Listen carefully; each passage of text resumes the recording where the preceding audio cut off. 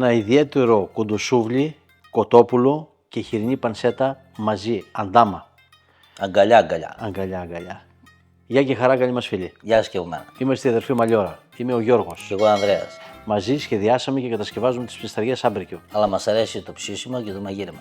Και καλή παρέα. Στην παρέα μας πάντα, φίλος, συνεργάτης, συνέτερος, σεφ και συγγραφέας βιβλίων γαστρονομίας Γιώργος Καραγιάννης και δημιουργός των εξαιρετικών καρικευμάτων Grill Philosophy, που κάθε φορά σας παρουσιάζουμε και σας δίνουμε καινούργιες ιδέες για τον τρόπο με τον οποίο μπορείτε να τα χρησιμοποιήσετε, αλλά και τις συνταγές. Και αν δείτε ότι εμείς τα παίρνουμε κιλά και ο Γιώργος Καραγιάννης τα χάνει, είναι επειδή λείπει πολλά. Είναι επειδή χάνει όλη αυτή τη φάση. Λοιπόν, πάμε για τσιπουράκια. Ναι. Είναι γρήγορη η διαδικασία. Γρήγορη, ετοίμασε γρήγορα.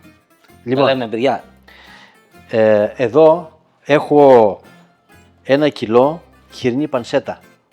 Την έχω φιλετάρει σε αυτό το μέγεθος και την έχω κόψει σε μικρά καρέ. Το ίδιο έχω κάνει και με κοτόπουλο στήθος. Λίπος έχουμε από εδώ δηλαδή και από εδώ έχουμε κρέας ψαχνό. Κοτόπουλο και χοιρινό ταιριάζουν γευστικά και στο ψήσιμο ταιριάζουν. Δεν θα τα μαρινάρω, θα τα καρικεύσω απλώς και μόνο. Με μείγμα καρικευμάτων Grill Philosophy για κοτόπουλο γαλοπούλα. Και ξεκινάω κατευθείαν την καρίκευση. Απλά προσθέτω το μείγμα.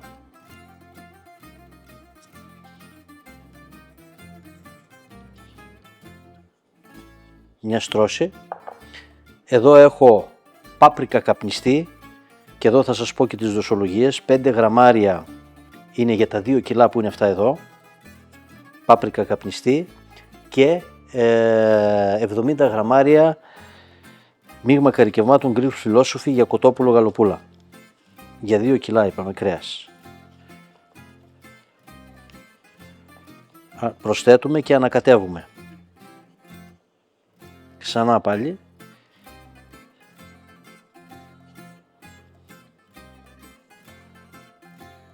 Μπορείτε αν θέλετε να αναμίξετε και αυτά τα 2 υλικά, την καπνιστή πάπρικα μαζί με τα υπόλοιπα, ή μπορείτε να κάνετε αυτό που κάνω εγώ εδώ πέρα. Ό,τι θέλετε κάνετε. Απλά είπαμε μόνο καρικεύουμε. Δεν μαρινάρουμε. Συνεχίζουμε την καρίκευση. Θα τα προσθέσουμε όλα αυτά τα υλικά που βλέπετε εδώ.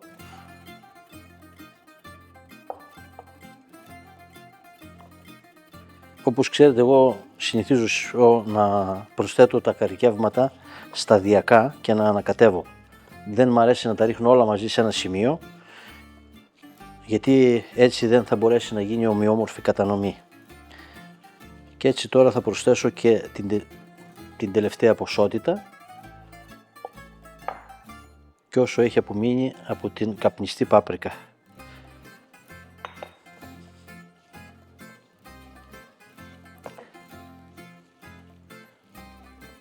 Τα μπαχαρικά μας τώρα έχουν κολλήσει πάνω στο κρέας και χρειάζονται μία λιπαρή ουσία για να δέσουν όλα μαζί. Και εδώ θα χρησιμοποιήσω ελαιόλαδο. Έχουμε καπνιστή πάπρικα, έχουμε έντονα αρώματα και το μείγμα μας και θα χρησιμοποιήσω και 2 σκελίδες σκόρδο λιωμένες μαζί με το λαδάκι και ένα καλό ανακάτεμα για να πάνε και τα τελευταία υλικά παντού ομοιόμορφα. Αρκεί να μείνει στο ψυγείο ή εκτός ψυγείου για 2 ώρες. Αν το ετοιμάσετε από την προηγούμενη ημέρα, τότε θα πρέπει από την αρχή να το διατηρήσετε στο ψυγείο. Καλή ανάδευση, καλό ανακάτεμα, να πάνε τα μπαχαρικά παντού. Δείτε χρώμα που έχει πάρει το κοτόπουλο και η πανσέτα. Τα αρώματα δεν μπορώ να σας τα μεταφέρω. Θα το διαπιστώσετε μόνοι σας, όποιοι από εσάς επιλέξουν να κάνουν αυτή τη συνταγή. Και εδώ θα ήθελα να ευχαριστήσω όλους εσάς που είστε χιλιάδες, οι οποίοι μας εμπιστευτήκατε, αγοράζετε τα καρικεύματά μας, τα χρησιμοποιείτε και με μεγάλη συγκίνηση δεχόμαστε τα σχόλιά σας, τα οποία είναι εξαιρετικά. Σας ευχαριστούμε πολύ. Σε λίγο η συνέχεια. Πάμε για τα τσίπουρα. Άντε. Θα σου βλύσεις το κουτοπουλάκι μετά, έτσι. Και όταν είναι για σόβρισμα θα λες πριν τα τσίπουρα, γιατί μετά δεν υπάρχει περίπτωση. Εγώ ξεκίνησα έπια νωρίτερα. Αλήθεια. Γι' αυτό σε βλέπω λίγο αλφαδιασμένο. Περίμενα τις μεζέτες. Θα σου βλύσεις, έτσι. Καλά. Όλο του Νίκου.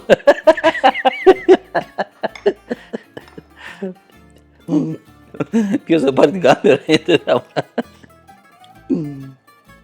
Σαλατικό και κρεατικό μαζί. Ατζούγια, πω.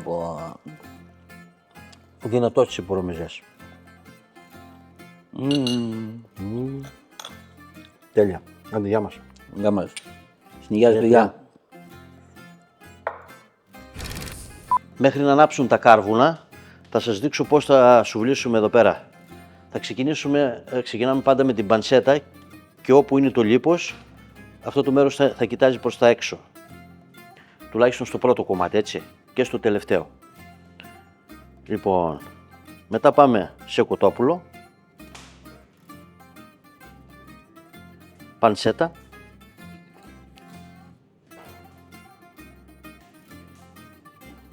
κοτόπουλο,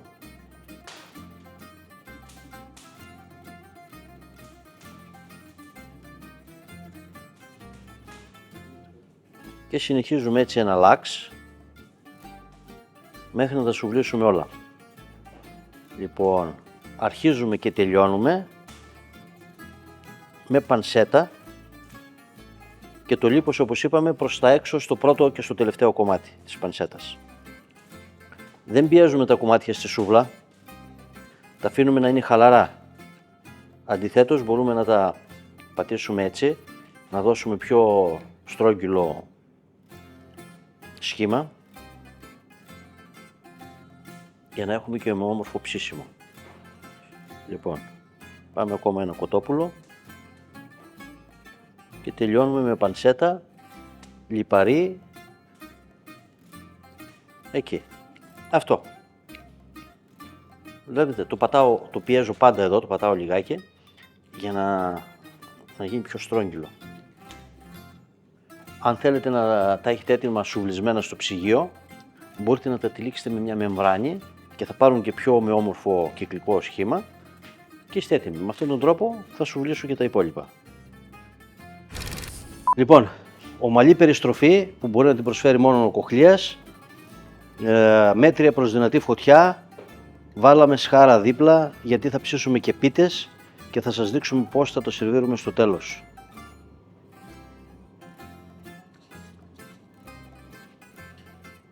Και εδώ θα ψήσουμε πίτες με το γνωστό πλέον τρόπο, να περιφέρονται πάνω από τα κουντοσούβλια, να πάρουν το λιπάκι τους. Ξεκινάμε το ψήσιμο όταν αρχίζει να στάζει λίπος κάτω. Από αυτή την πλευρά που είναι η εσωτερική θα το λαδώσουμε περισσότερες φορές. Θα κάνει περισσότερες στροφές, δηλαδή περισσότερα περάσματα πάνω από τις σούβλες. Από εδώ, από αυτή την πλευρά, μόνο αυτή η μία που κάναμε. Από την άλλη την πλευρά δηλαδή που θα τη χρησιμοποιήσουμε για να στρώσουμε τα κρέατα, θα το περάσουμε τουλάχιστον 3 φορές. Και θα τελειώσουμε το ψήσιμο εδώ, θα παρκάρει εδώ όπως βλέπετε μόνη της και θα τελειώσει το ψήσιμο. Μόλις περάσει ξανά πάλι. Άλλο ένα πέρασμα και βέβαια θα δω και πόσο λιπάκι έχει πάνω. Μπορείτε να το κάνετε περισσότερα περάσματα ανάλογα με το πόσο λίπος έχουν τα κουτοσούβλια σας ή πόσο λαδωμένη θέλετε να είναι η πίτα. Εύκολα, ξεκούραστα. Εδώ είμαστε καλά. Οπότε την αφήνουμε εδώ να ψηθεί. Και συνεχίζουμε με την επόμενη. Λοιπόν, το ψήσιμο προχωράει, το χρώμα είναι εξαιρετικό. Κάνουμε μια μέτρηση θερμοκρασίας και είμαστε ακόμα... Έχουμε δρόμο, είναι 57 βαθμούς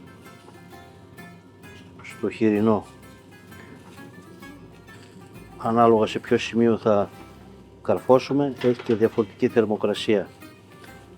Θα ψήσουμε 72 συν, εδώ είμαστε καλά, στο κοτόπουλο. Εδώ και εδώ Καλά πάμε. Να πάρουν λίγο χρώμα και να τις βγάλουμε. Οι πετούλες μας είναι έτοιμες. Εξαιρετικό χρώμα. Να δούμε και από γεύση. Λοιπόν, πάμε. Άιντε, σώσε. Κρατάω εργαλεία τώρα, πρόσεξε. Πρόσεξε τι θα κάνεις. Τα φοβάμαι τώρα. Λοιπόν, το φοβάσαι τα εργαλεία, γι' αυτό κάτσε να τα σκορπίσουμε εδώ πέρα. Πρώτα θα δοκιμάσουμε. Πάει αυτό. Μην του κλαις, έφυγε. Λοιπόν, πρώτα θα δοκιμάσουμε να πούμε στους φίλους μας τι γεύση έχει σκέτο και μετά θα τους εξηγήσουμε πώς το φτιάξαμε. Πώς θα το σερβίρουμε. Αυτό είναι κοτοπουλάκι που πήρα. Φαίνεται. Λοιπόν, πανσετούλα εδώ. Μα πόσο μαλακό είναι.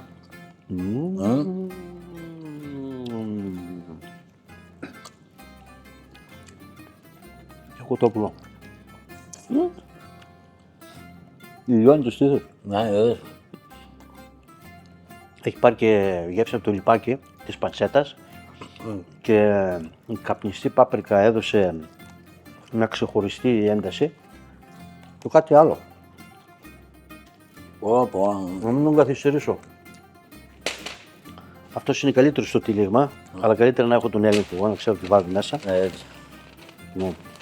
Λοιπόν, εδώ θα βάλουμε μια μουστάρδα πικάντικη Σε κόψω κιόλα.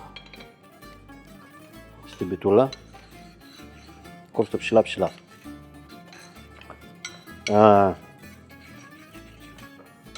Να το σκορπίσουμε. Λοιπόν, θα φορτώσουμε καταβούληση. Καταβούληση Γιώργου και καταβούληση Ανδρέα. Έτσι ακριβώς. Λοιπόν, αυτό είναι Φτιάξω μόνος μου εγώ το δικό μου. βούληση. Να, είδες. Λοιπόν, εδώ πέρα έχουμε σαλατούλα λάχανο, καροτάκι, άνηθο και κρεμμυδάκι φρέσκο, ξυλοκομμένο, το λευκό μέρος μόνο. Μια δροσερή σαλάτα.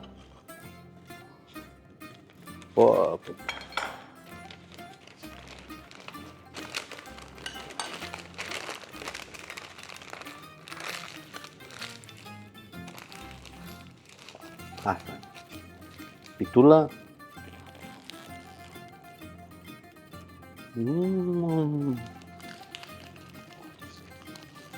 Σαν σύνολο είναι φοβερό. Σας δείχνουμε αυτά τα σερβιρίσματα γιατί αν θέλετε να κρατήσετε τους μικρούς σας φίλους στην παρέα, τέτοια τρώνε. Πιτούλα με κρέας, με μουστάρδα ναι ή όχι, πατατούλες, καλά εμείς δεν τρώμε με μπουλικρό με πατάτες. Λοιπόν, έτσι θα κρατήσετε τα παιδιά στο τραπέζι. Έτσι με κρατάει και εμένα ο Γιώργος. Παιδί και αυτός. Πώς που έβαλες, δυο κομπισούβια έκοψες εδώ. Ανάλογα, Γιώργος, Ανδρέας. Φορτώστε ανάλογα. Έλα, Έλα, γεια μας. έλα, γεια μας. Στην υγεία, παιδιά, Γεια με καλή σου, γεια. παρέα.